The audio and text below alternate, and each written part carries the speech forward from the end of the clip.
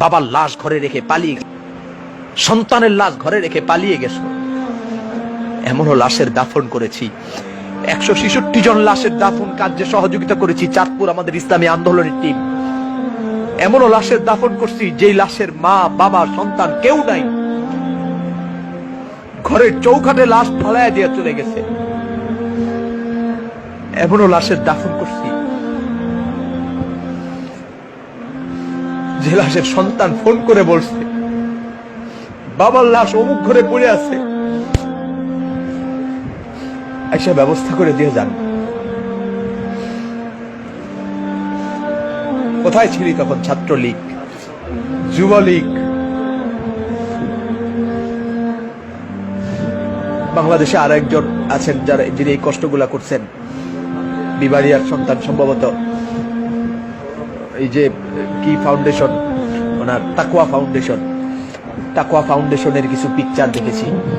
আবার এমন পিকচার নিজে তুলেছি, পুকুর পাড়ে লাশ পড়ে আছে, বাগানে লাশ পড়ে আছে, এই লাশের বাবা আছে, লাশের মা আছে, লাশের ভাই আছে। এই লাশ যেই রাজনীতি করত সেই রাজনীতির লিডার আছে, সেই রাজনীতির বড় বড় নেতারা আছে। আজকে সেই লাশের পাশে কেউ নাই। কে দাফন করেছে? কে কবর দিয়েছে? কে গোসল দিয়েছে? এমনও লাশের গোসল এই 2 হাত দিয়ে দিয়েছি।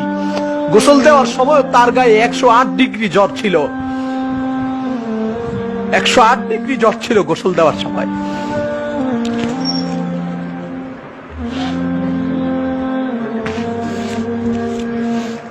কলিজা ফেটে যায় দুঃখে। আজকে এমন এমন ব্যক্তির বিরুদ্ধে যাদের নির্দেশে ওলামায়ে কেরাম এই কাজগুলো করতে, যাদের নির্দেশে আমরা এই কাজ করছি,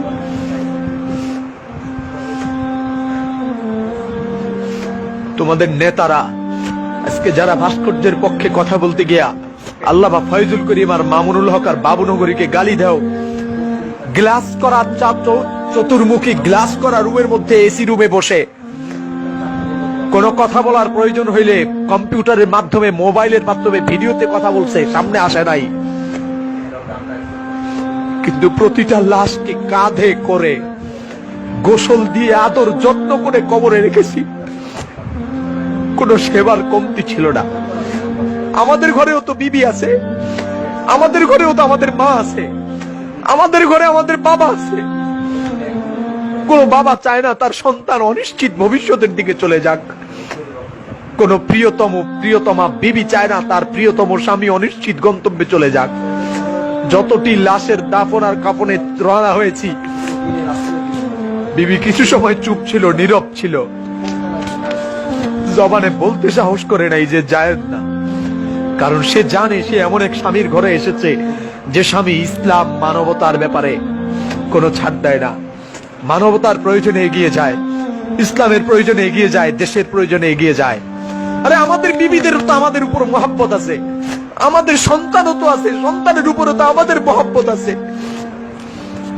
তোরা বের হস নাই, কিন্তু আমাদের সন্তানের মহব্বতকে আমরা তালাক দিয়েছি, বিবির মহব্বতকে লাথি দিয়েছি, বাবা মায়ের মহব্বতকে বাবা মায়ের জায়গায় রেখে দিয়ে বেরিয়ে গেছি তোদের জন্যে। 166 জন লাশ চাঁদপুরে যাদেরকে দাফন করেছি, এদের মধ্যে অসংখ্য লাশ ছিল, অনেকগুলা লাশ ছিল যারা ছাত্রলীগ করেছে, যুবলীগ করেছে, আওয়ামী লীগ করেছে। কই আওয়ামী লীগের কোন নেতাকে তো পাই নাই, যুবলীগের কোন নেতাকে পাই নাই, ছাত্রলীগের কোন নেতাকে পাই নাই। এতগুলো কষ্ট বুকে চাপা দিয়ে রেখেছি, নিজের জীবনকে বিপন্ন করে করোনার লাশ দাফনে এগিয়ে গিয়েছি, কাঁধে বহন করেছি, হাতে বহন করেছি, নিজ হাতে ডলে ডলে গোসল দিয়েছি।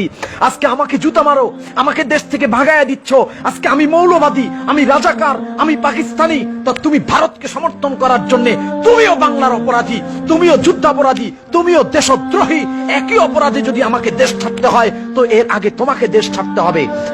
আমি যে দেশপ্রেমিক এর কোনো সন্দেহ নাই, আমার অসংখ্য প্রমাণ আছে, এ দেশে আমার অবদান আছে, আমার বাবার অবদান আছে, কিন্তু তোমার কোনো অবদান নাই। তুমি শুধুমাত্র আওয়ামী লীগ এই নামটাকে পুঁজি করে তুমি তোমার পেট বাঁচাচ্ছ, তুমি তোমার সন্তানের আহাল পরিবারের পেট বাঁচাচ্ছ। এ দেশে তোমার কোনো অবদান নাই, বরং অবদান আছে লুটতরাজ দিক দিয়ে তুমি শ্রেষ্ঠ, ধর্ষণের দিক দিয়ে তুমি শ্রেষ্ঠ, খুন করার দিক দিয়ে তুমি শ্রেষ্ঠ, মানুষের হয়রানি করার দিক দিয়ে তুমি শ্রেষ্ঠ, মানুষের হক নষ্ট করার দিক দিয়ে তুমি শ্রেষ্ঠ। এগুলোর দিক দিয়ে তোমার অবদান আছে। তুমি সাবধানে কথা বলো। আজকে বাবুনগরীর বিরুদ্ধে যারা কথা বলে তাদের জন্ম বৈধ, এ কথা আমি বিশ্বাস করি না। মুফতি ফয়জুল করিমের বিরুদ্ধে যারা কথা বলে তাদের জন্ম ঠিক আছে, এটা আমি বিশ্বাস করি না। আল্লামা মামুনুল হকের ব্যাপারে যারা অসঙ্গতি কুরুচিপূর্ণ কথা বলে তাদের জন্ম ঠিক আছে, আমি বিশ্বাস করি না। কুল জাল হক ওয়া যাহাকাল বাতিল ইন্নাল বাতিলা কানা যাহুকা।